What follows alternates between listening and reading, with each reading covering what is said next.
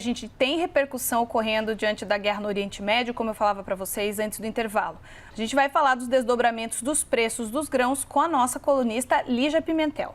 Lígia já está se conectando com a gente, bem-vinda. E eu já vou também engatar aqui a pergunta, Lígia, como é que está a dinâmica da alta das cotações? Estávamos falando com a Fernanda de trigo e agora eu te pergunto sobre soja e milho também. Boa tarde. Boa tarde a todos. Obrigada aí pela apresentação. Vamos lá, a gente tem um cenário bastante volátil, né? Nós vínhamos caminhando do ano passado para cá com safras um pouco mais folgadas, um pouco mais tranquilas, né? Principalmente para a soja, um pouco menos para o milho. E o conflito ali no Oriente Médio, ele acaba abarcando uma representatividade boa das exportações brasileiras do próprio milho. Então, para você ter uma ideia, o Irã respondeu ele por 22%, 22% do volume total de milho exportado ao longo do ano passado, 2025. São 9 milhões de toneladas de um total de 41 que foram exportadas. Então tem uma relevância ali esse mercado em específico e a região também para o mercado de milho, tá certo? Quando a gente fala um pouquinho mais de mercado interno, né, ele segue precificando essas incertezas, mas também em relação a clima e janela de plantio de segunda safra. Tá? Então, no ano passado, esse ganho do preço ele foi acima da média. Até o final de abril, ali, o mercado ainda precificava quebra de safra e demanda aquecida, mas com a entrada de maio, a gente teve um potencial produtivo ali que foi ganhando força e o mercado se ajustou à nova realidade. Esse movimento esse ano é o mesmo, mas é importante a gente lembrar que nós começamos a temporada com estoque de passagem mais confortável, tá certo? Em um cenário global também mais abastecido. Portanto, a gente não espera grandes ganhos nessa proporção observada. Por isso que o mercado, o que acontece?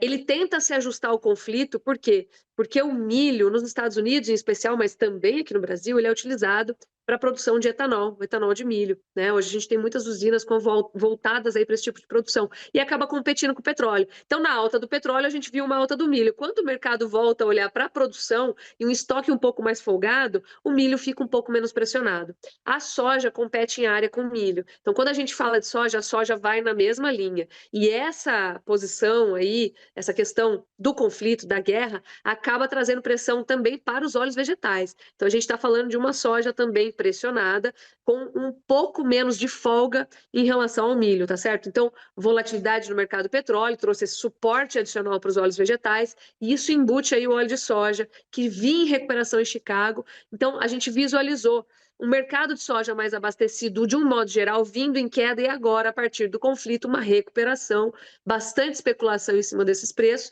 e uma correlação alta, e uma concorrência alta também com a questão do petróleo, que vem subindo. Hoje, na verdade, a gente teve um choque maior adicional, o G7 querendo usar reservas de petróleo para não deixar o choque ser tão grande, trazer uma volatilidade tão grande, né? Até porque a partir do momento que a gente vê o conflito liberar ali o Estreito de Hormuz, a gente vai ter um choque negativo sobre o petróleo também, e tudo isso trazendo uma volatilidade enorme para o mercado de grãos, pela correlação que tem com essas commodities. Lígia, é uma pergunta agora se isso respinga na pecuária, porque grãos servem também para ração animal. A gente pode prever isso nas próximas semanas ou no curto prazo? Pois é, respinga sim. Eu acho que tanto da parte nutricional, né, a gente tem utilização principalmente de milho na composição da ração animal para o confinamento, que entra mais em operação no segundo semestre, tá? Ou seja, se a gente tiver uma resolução desse conflito ainda no primeiro semestre, o impacto vai ser menor, né? Então é importante a gente frisar isso também. Mas tem o binômio petróleo-dólar.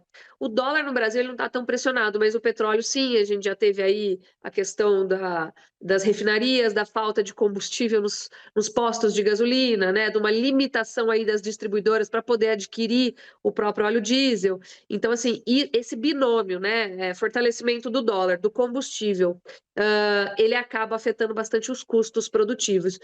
E, como eu te falei, isso vai preocupar enquanto perdurar essa situação.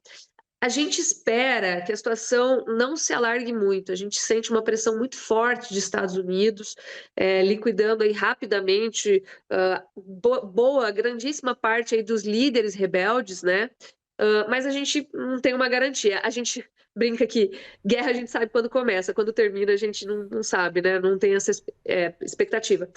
mas a gente percebe pela intensidade dos ataques e a impopularidade de estar envolvido muito tempo dentro desse conflito que farão aí, os líderes farão trarão forças necessárias para que se encerre o mais breve possível e aí a volatilidade dá uma aliviada também.